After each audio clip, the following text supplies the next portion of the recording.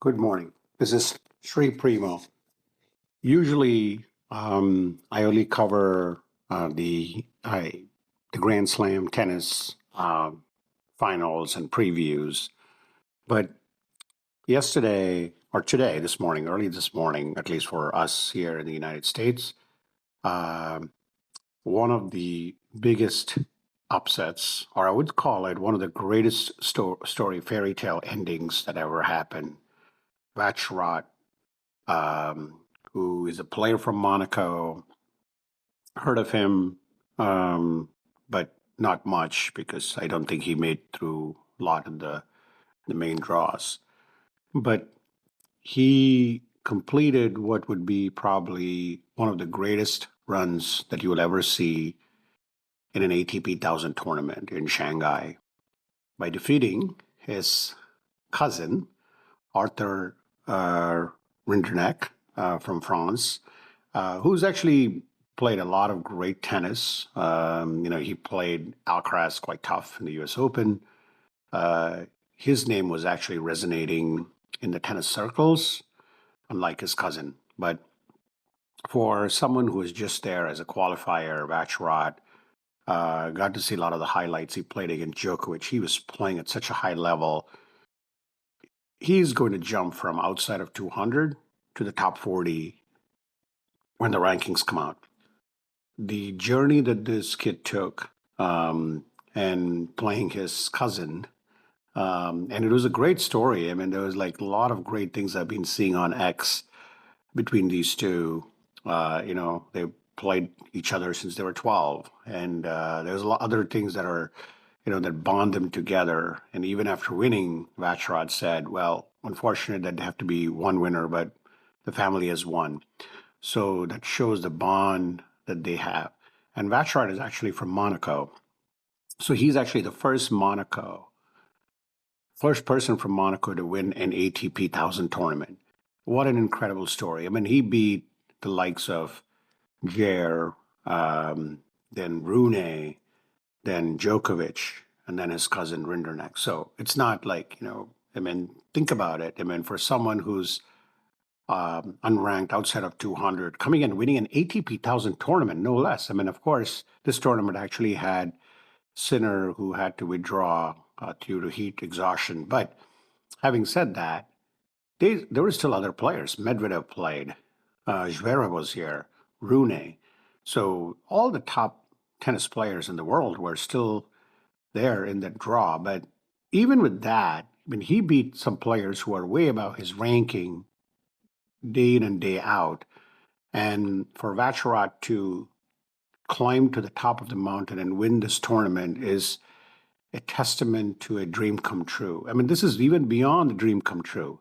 And as I mentioned before, I typically don't cover, one of these ATP 1000 only when there's like an amazing final. Like I remember like last year covered the Cincinnati Open when Alcaraz, or a couple of years ago when Alcaraz and Djokovic battled in a great match.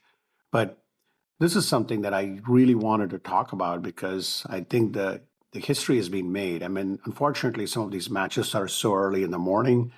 It made it tough to watch it, but I'm sure that I'll get to watch the highlights. I've been following the Shanghai Masters Open, been watching some of the matches, once, some of the second matches, like at least the semifinals yesterday, I was watching the Arthur Rinderknech and Medvedev match.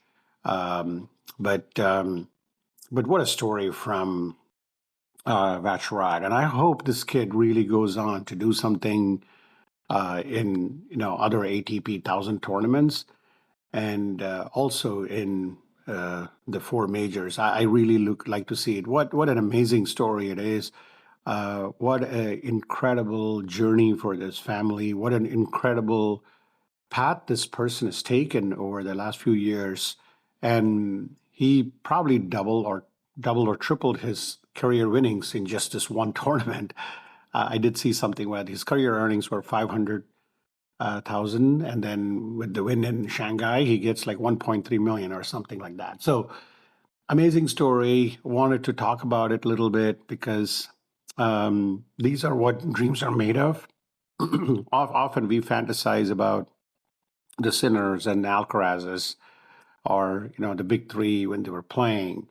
But these are stories that are something that we should talk about, and I wish more people would talk about it. Of course, as a diehard tennis fan, I keep up on pretty much all these players, but this is a story for ages. This is a story that will probably inspire other tennis players to kind of, play more. I mean, especially when mostly we've been hearing that, tennis has been a challenge with like the popularity of pickleball. But anyway, keeping two things aside, I think what was achieved today is something very monumental, something very, it's almost like climbing the Mount Everest for someone who's not used to climbing mountains. That's the analogy I can give when someone says, when a non-tennis fan listens to this podcast. So really happy for Vacherot,